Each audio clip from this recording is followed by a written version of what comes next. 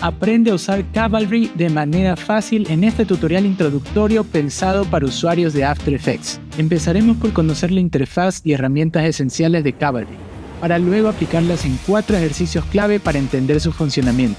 Primero crearemos una animación de puntos que están conectados entre sí usando duplicadores y comportamientos como aleatorio y ruido y entendiendo los arreglos de color.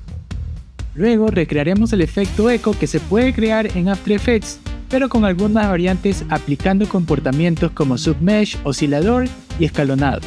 Después aprenderemos a usar la herramienta Falloff para definir áreas en las que se aplicarán los comportamientos. Y finalmente crearemos un efecto de repulsión aplicando todo lo aprendido anteriormente y usando un método de distribución diferente de los duplicados en textos.